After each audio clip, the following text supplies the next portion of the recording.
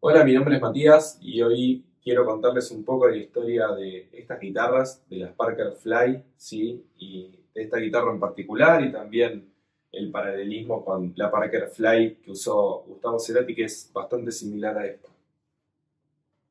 Bueno, para empezar y haciendo un poco de historia de lo que es la marca, Parker nace en el año 93, ya hace unos cuantos años, como la asociación de un ingeniero que era Larry Fishman, ¿sí? Que fue quien diseñó y hoy en día se siguen comercializando eh, bajo la marca Fishman Pickups los micrófonos piezoeléctricos tan conocidos que son los Fishman, que vienen en la mayoría de las guitarras acústicas o electroacústicas, y Ken Parker, que era un luthier bastante excéntrico, ¿sí? Con ideas raras, novedosas, que en principio quería crear un instrumento que fuera diferente a lo que existía, ¿sí? Hasta el momento, y que él concibió como una guitarra en principio acústica, ¿sí? Pero que no necesitara los lados ni la caja de fondo, ¿sí? Mismo hay entrevistas, y ahí les dejo una foto, una entrevista en la que él muestra uno de esos primeros prototipos que no tenían ni siquiera micrófonos eléctricos, así que eran concebidos más como una guitarra acústica con una muy buena resonancia y alto volumen acústico, y simplemente un micrófono piezoeléctrico, ¿sí? Después, bueno, más adelante cuando fueron a producción se dieron cuenta que ese producto mucho no iba a funcionar, la cosa estaba yendo para otro lado en los años 90 y se buscaba otro sonido y la gente quería distorsión, así que bueno, optaron por ponerle también micrófonos de eléctrica, lo cual hizo que la guitarra también un poquito se engrosara, ¿sí? Si bien lo que vemos hoy en día como producto final es una guitarra que es bastante fina, ¿sí? De espesor, esos primeros prototipos eran aún más finos. Bueno, ¿y por qué Parker Fly? Contado por el mismísimo Ken Parker, una anécdota divertida. Eh, Larry Fishman llega al taller uno de los días y trajo varios materiales que tenía para poder empezar a ver qué iban a usar para la guitarra y trabajar. Y entre todos esos había unos materiales que venían de Alemania con unos símbolos de insecticidas y cosas por el estilo. Y había uno que tenía un círculo grande con una mosca que recortaron y terminó pegada en el primer prototipo de guitarras Parker. Ahí les dejo una foto y bueno, contado por Ken Parker, eso fue lo que le dio el nombre a la guitarra. No es fly porque vuele o porque sea liviana, sino por mosca.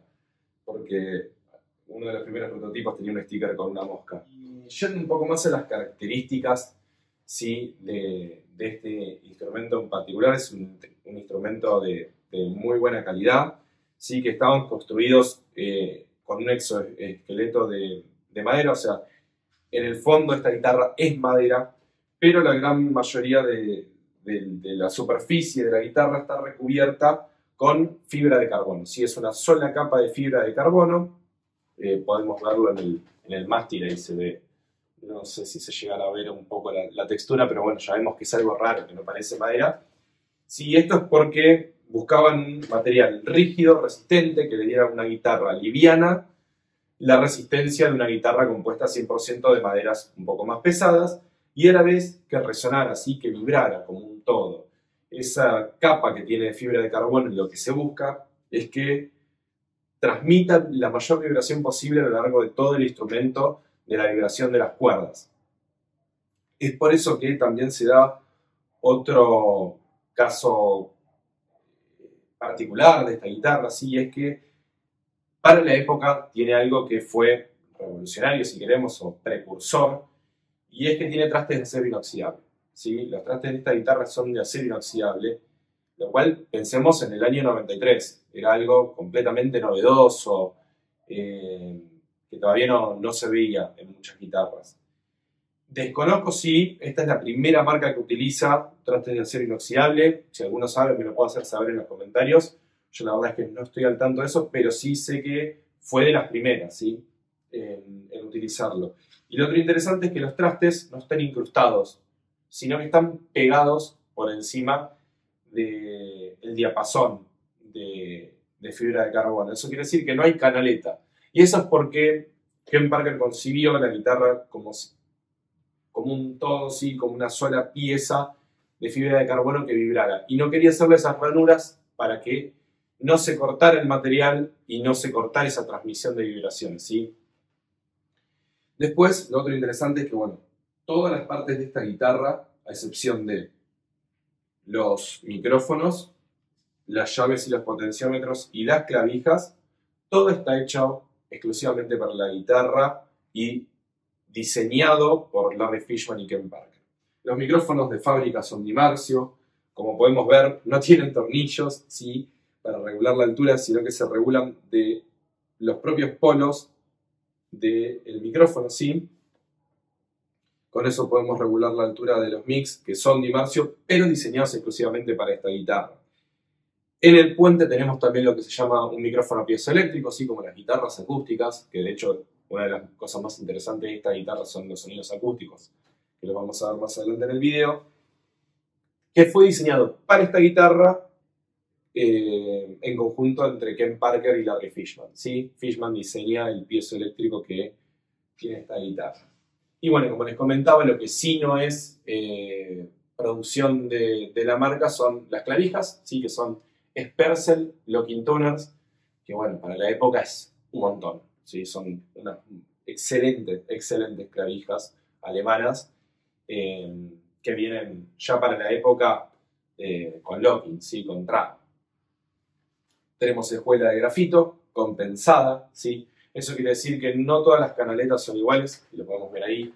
Si digamos, la cejuela se afina más de un lado que del otro, y eso es para darle una mejor afinación al instrumento, ¿sí? Compensa un poco esa desafinación que se produce por el grosor de las cuerdas y hace que tenga una excelente afinación. No solo, perdón, por el grosor de las cuerdas y ubicación de los trastes, ¿sí? Por las dos cosas.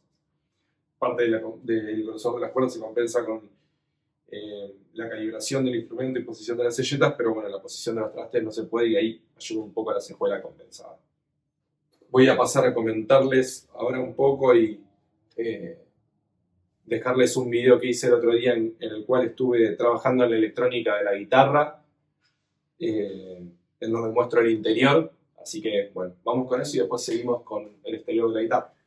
Bueno, en esta parte del video, y aprovechando que tenía la guitarra abierta para hacerle un trabajo, quería aprovechar para mostrarles el interior, lo que son las tripas, ¿no?, de una Parker Fly Deluxe. Así es como se ve por dentro. Empezando por esta parte, bueno, ya si ven es bastante extraña y llamativa, ¿no?, la guitarra. Tiene bastantes particularidades más allá de lo que es el diseño en sí de la guitarra, los componentes, el tipo de sonido a lo que apunta la guitarra. También lo podemos ver en lo que es todo el diseño interior de la guitarra, teniendo en cuenta que esta es una guitarra que casi todos los componentes o partes que vemos que forman parte del todo, sino del instrumento, fueron específicamente diseñados o creados para esta guitarra, ¿sí? Y no encuentran reemplazo en otras marcas o cosas por el estilo. Es por eso también que hoy en día comprar una de estas guitarras a veces es un riesgo, porque si se rompen componentes es muy difícil conseguir un reemplazo original, ni hablar, ¿no? Pero también a veces de otras marcas, porque es muy difícil que piezas encajen en lo que es el rompecabezas de una Parker Fly, ¿sí? Cuando vemos el interior, y empezando por esta parte de acá, donde tenemos todo el sistema que acciona la palanca, ¿sí? Las diferencias, como comentaba anteriormente, entre esta guitarra y la de Gustavo es que la de Gustavo era estándar, esta es una deluxe. La mayor diferencia que encuentro yo entre esa y esta guitarra es esto, básicamente, la palanca, ¿sí? Que la otra era puente fijo, y esto tiene un sistema que puede ponerse en vibrato simple y en Floyd Rose, ¿sí? A través de esta perilla que tenemos acá. Estos dos acá son los Allen, que son bujes fijos, desde donde podemos regular la altura del puente, ¿sí?, para calibrarla. Acá verán un sistema bastante extraño, y eso es porque esta guitarra no cuenta con resortes, ¿sí? Para todo lo que es la acción de la palanca, usa esto, que es una chapa plegada. De fábrica venían con dos chapas. Yo tengo la otra guardada, que tiene un 9. Como se podrán imaginar, viene con chapas para 0,9 y 0,10. Como yo la tengo encordada con 0,10 y calibrada para 0,10, uso la chapa de 0,10, ¿sí? Estas chapas vienen ya con una tensión dada, actúan como si fuera un resorte, pero con la distinción de que es eso, una chapa plegada, ¿sí? Y después lo otro que tiene la Deluxe como particularidad es esta rueda de acá, que muchos dicen, che, ¿para qué es la rueda? ¿Qué hace? He escuchado por ahí que la rueda es para el ajuste fino del tensor o del alma, o la tensión de las cuerdas. Bueno, no. Esto de acá no tiene nada que ver con el ajuste del tensor del alma, así que se encuentra en el otro extremo del instrumento, ¿sí? Esta rueda de acá lo que hace es a nosotros permitirnos desplazar el conjunto, ¿sí? Como un todo, y con la tensión de la chapa jugar qué distancia tiene esta ruedita acá, este puntito de acá, respecto de este plástico que tenemos acá. Este plástico no es ni más ni menos que el bloqueo del puente para que actúe como Floyd Rose, o sea, flotante, que pueda ir la acción para arriba o para abajo, o que quede solamente en vibrato. Si se fijan, si yo bajo esta palanquita, ¿sí? Y la dejo ahí, en esa posición lo tenemos bloqueado. El ajuste fino de esta rueda nos sirve para dejar lo más cerca posible este metal que tenemos acá, este puntito de metal de acá, de esto de acá que actúa como bloqueador del puente y que solo actúe como vibrato. Eso quiere decir que esto va a descansar de alguna manera en este plástico que está acá. Si nosotros ajustamos mal esta rueda, nos puede pasar que cuando bajemos este plástico, esto quede tan pegado que el plástico lo desplace para adelante y eso cause que nos desafine la guitarra por completo. O, por el contrario, puede ser que esto quede tan lejos que cuando actuamos o ponemos en acción el bloqueador, quede tan lejos que siga actuando como un Floyd Rose, sí, que siga yendo para atrás. Entonces, esta rueda es para el ajuste fino de esto y que funcione bien el bloqueador del puente. Después, en esta parte de acá tenemos el inserto de lo que es la llave de Allen y el ajuste de la altura de la palanca, ¿sí? Si queremos que nos quede más pegada al cuerpo o más despegada del otro lado. Después, finalmente, pasando a la cavidad de lo que es la electrónica, y bueno, se ve así toda color bronce porque, y justamente la tengo abierta porque estuve trabajando en el apantallado de la electrónica, ¿sí? Le hice todo un apantallado con cinta de cobre, que es algo que es esto que vemos acá, ¿sí? Es una cinta bastante finita, según el fabricante 0.3 milímetros, ¿sí? Que es bastante maleable, es de cobre y nos permite hacer una jaula de Faraday. Yo tuve que hacer esto porque los instrumentos, como este que tienen piezo eléctrico, por lo general tienden mayormente que un instrumento 100% eléctrico, así, donde tenemos simplemente las pastillas comunes o micrófonos comunes de guitarra eléctrica, a meter algunas frecuencias sucias, ¿sí? Tienden mucho más a lo que es meternos ruidos o a veces radiofrecuencias o cosas por el estilo. Tenía yo un poco de ese problema, sí, con lo que era el piezo eléctrico, y fue un problema que pude solucionar, ya lo pude comprobar por suerte, con esta jaula de Faraday y también rehaciendo todo lo que eran los ground lifts, ¿sí? Todo lo que era las masas dentro del circuito, que si bien estaban y si medía con un tester punto a punto tenía continuidad en lo que eran todas las masas del circuito, la realidad es que yo lo atribuyo un poco al tipo de cables, que ahora vamos a hablar de eso, que utiliza el circuito, y a los años que tienen, sí. La conexión entre tierras, no, si bien tenía una continuidad, no era muy buena. Así que bueno, con esas dos cosas yo logré, la verdad, que mejorar muchísimo cómo se comporta la guitarra. Ya ahora sí, la verdad es que puedo poner un amplificador al mango o conectarla de línea para la parte acústica y no tengo ni un solo ruido. Así que estoy muy conforme con eso. Después, bueno, ya yendo al circuito original de la guitarra, ¿no? Y obviando todo este cablerío verde que vemos por ahí, que es el conjunto de tierras, que bueno, después voy a prolijar. Esto fue porque estaba haciendo una prueba de que funcione bien. Ya después, con mi manía, pasaré todo por el borde las tierras y las voy a ocultar todas.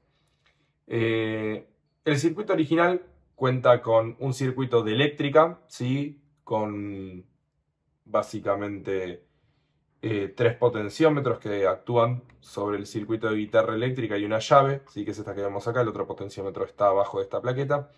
Y un circuito de guitarra acústica que se compone básicamente de esto que está acá, que es un selector para poner la guitarra en mono o estéreo. Eso quiere decir que podemos salir por una sola línea y que se escuchen ambas guitarras por esa línea, o con un clic podemos ponerla en estéreo y divide las guitarras, ¿sí? Desde un solo jack sale una que sería left o en acústica y la right que sería la eléctrica, ¿sí?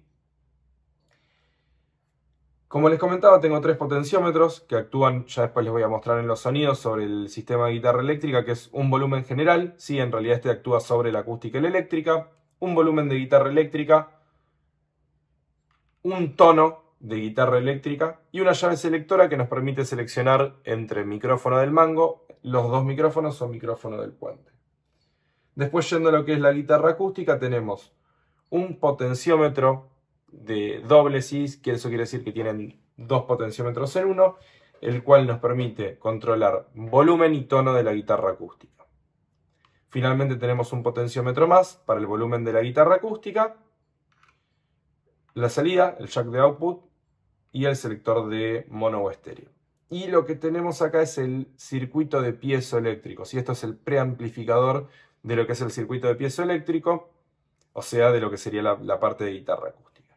Todo cableado con flejes, ¿sí? Punto a punto, y tenemos potenciómetros y llaves de placa. Esto quiere decir que no son los potenciómetros típicos que encontramos en cualquier guitarra en cuanto a diseño, ¿sí? En cuanto a valores y funcionamiento, es un potenciómetro común, eje corto de 500K, la verdad que es algo bastante simple. De hecho, tengo uno que está fallando y estoy pensando seriamente en reemplazarlo. Seguramente durante el día de hoy me decida. La verdad es que quería conservar el circuito eléctrico, pero la verdad es que si algo no funciona, y viendo que no son potenciómetros que tengan ninguna cualidad excepcional ni nada raro, son la verdad que potenciómetros bastante comunes y genéricos que encontramos en cualquier casa de electrónica, sí, de los que van directo a placa. Así que estaba pensando en reemplazar uno que está metiendo un poquito de ruido ahí, que sería el volumen de la guitarra eléctrica, por uno común, normal de guitarra, que tienen mejor rendimiento y se bancan mucho más esto de moverlos para un lado y para el otro, sí, porque están diseñados para tener mucho más uso que uno de electrónica. Estos cables, la verdad que a la hora de hacer un reemplazo son un problema. Como ven, acá tengo un parche. Esto corresponde al jack de entrada, así que en algún momento de la historia de esta guitarra habrá sido reemplazado. Y como no es un jack de los que van a placa directo, hubo que hacer un parche acá y cablear, soldar directamente a estos cables 2 cables comunes, los cuales van al jack, ¿sí? Eso es bastante simple porque se pueden desgastar un poquito los cables y aparece la pista de cobre a la vista, y bueno, sobre eso ya se puede soldar. Y bueno, respecto a lo que es la electrónica, eso, no mucho más. Ya ahora, cuando vayamos a los sonidos en particular de la guitarra del otro lado y en funcionamiento, vamos a ver un poco más de cómo actúa toda esta electrónica. Lo último a comentar es que vemos que tenemos un LED y un trim pot. Este trim pot regula la ganancia de la guitarra acústica, ¿sí? Esto está acá para que nosotros regulemos y lleguemos a un volumen similar al que tenemos de la guitarra eléctrica y que no nos sature la línea, ¿sí? Muchas veces, si la sacamos en estéreo por otra línea, podemos requerir un poquito más de señal en la acústica de lo que necesitaríamos si fuéramos en mono directo al amplificador. Y después lo que tenemos acá es un LED testigo de la batería de 9 volt. Todo este circuito está alimentado por una batería 9 volt que tenemos la entrada acá al costado, que da electricidad a todo el circuito. Sí, y cuando digo a todo el circuito es porque, si bien solo afecta o necesita batería o voltaje la placa de lo que sería el preamplificador de la guitarra acústica, también es necesario tener la batería conectada y con voltaje, o sea, funcional, para la guitarra eléctrica. De otra forma, si nos quedamos sin batería, deja de funcionar la guitarra en su totalidad, si nos quedamos sin volumen. Y bueno, para que no nos ocurra eso y no nos agarre de sorpresa, tiene este generoso LED acá que nos avisa cuando se está quedando sin voltaje la batería. Bueno, volviendo un poco al exterior de la guitarra, quiero comentarles que al final sí decidí cambiar el potenciómetro, sí, al final fui con esa elección y estoy muy contento porque la verdad mejoró, le sacó un poco ese ruido que tenía el potenciómetro, así que estuvo muy bien, estoy muy conforme con la modificación que hice. Y bueno, yendo un poco a los controles, ¿sí?, de la guitarra. Esta es una guitarra que, como les mostraba en el otro recorte de video, tenemos un volumen general de toda la guitarra, este volumen que es de la guitarra eléctrica, un control de tono, selectora de 3 posiciones que me deja elegir el micrófono del mango, los dos, o el micrófono del guante, y esta selectora en donde podemos elegir si quiero solo guitarra eléctrica y acústica, mezcladas, o solo guitarra acústica. Y finalmente en el último potenciómetro tengo tono de la guitarra acústica, ¿sí?, y volumen de la guitarra acústica. Lo que me permite, si tengo seleccionada la posición del medio de acá, hacer un blend con este volumen y este que es el de la eléctrica, entre guitarra eléctrica y acústica. Y bueno, y ahora para mostrarles un poco los sonidos, así es como suena la guitarra eléctrica.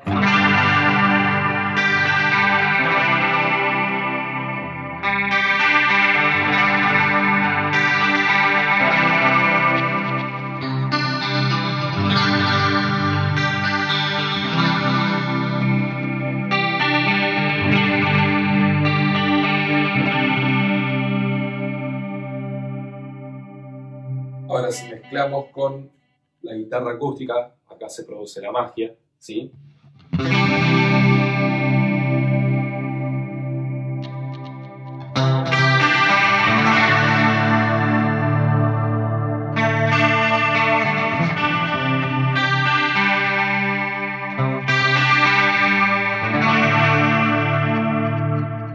Solo la guitarra acústica, que suena así.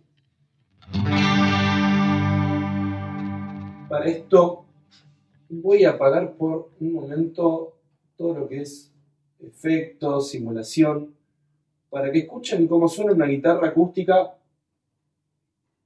de línea, ¿sí? Solo voy a dejar un poquito de reverb y compresor.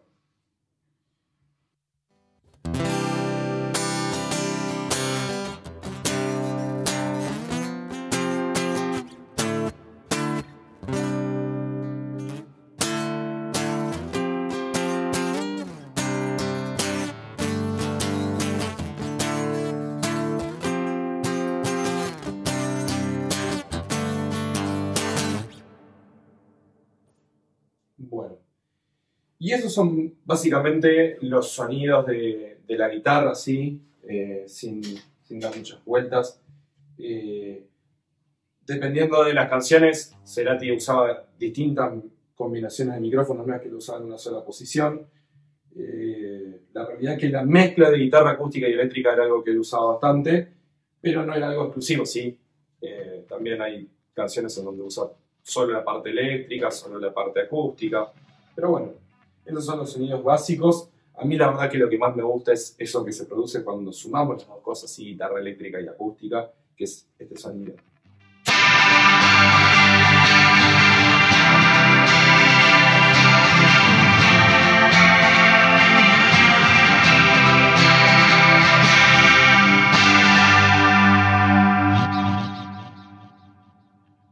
Y bueno, ahora yendo un poco a la historia de la Parker Fly de Gustavo, sí. Gustavo se lo ve por primera vez con la Parker Fly en el año 95. Yo no tengo certezas de que la guitarra fuera de ese mismo año, pero siendo que la marca empieza en el 93, debe ser de los años 94, 95. Era una Parker Fly Classic, ¿sí?, con puente fijo. Eso quiere decir que no tenía vibrato ni Floyd Rose, sino que el puente era fijo, pero con el resto de las características exactamente igual y mismos sonidos que yo acabo de mostrar en esta guitarra. Si todo lo que eran los controles sí se mantiene igual, la diferencia es que en el caso de mi guitarra cuenta con un sistema de vibrato o puente flotante, ¿sí?